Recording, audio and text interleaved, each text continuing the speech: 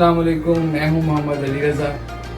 ناظرین، آج عید کا پہلا دن تھا، بہت اچھا گزرا، امید ہے آپ لوگوں کا بھی اچھا گزرا ہوگا۔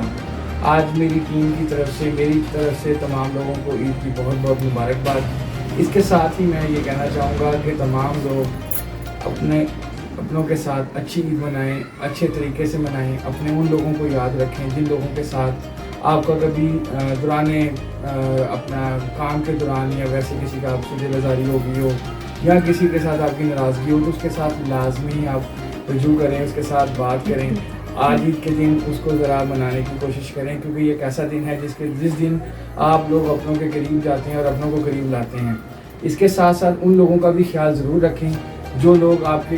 گرد و نواح میں رہتے ہیں، وہ آپ کی طرح عید اسپینڈ نہیں کر سکتے، عید کے اوپر ویسی چیزیں نہیں کر سکتے جو آپ کر رہے ہیں۔ تو کوشش کریں اپنی چیزوں میں سے کچھ ایسی، آپ نے جس طرح سے کوئی چیز، میٹھی چیز بنائی ہے یا کوئی ایسی چیز بنائی ہے جو کہ آپ خاص ہیں اپنے بچوں کو کھلانا چاہتے ہیں، اس میں سے کچھ حصہ ان بچوں کا بھی رکھیں جو بچے وہ چیز نہیں کھا سکتے۔ آپ لوگ تو، ہم لوگ روٹین میں بہت ساری چیزیں ہیں جو کہ روٹین میں بھی استعمال کرتے ہیں، لیکن وہ بچے جو کہ عید کے دن کے انتظار میں ہوتے ہیں کہ اس دن پہ انہوں نے بوتل کو پینا ہے، اس دن پہ انہوں نے سیویاں کھانی ہیں، اس دن انہوں نے باقی چیزوں کا مطلب اس طرح کی وہ چیزیں جو کہ وہ نہیں کر سکتے، ان کو انتظار ہوتا ہے۔ لیکن موجودہ مہنگائی کے دور میں اس قدر مہنگائی ہے کہ وہ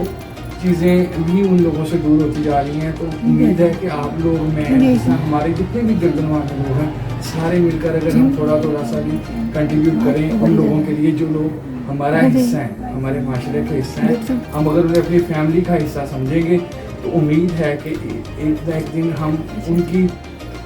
ہر انسان اگر کسی کی مشکل کو حل کرنے چاہے گا تو آہستہ آہستہ امید ہے کہ ہم لوگ ایک دوسرے کا سہارا بنیں گے۔ اور ہمارے نبی پاک کا بھی یہی پیغام تھا کہ ایک دوسرے کا خیال رکھیں۔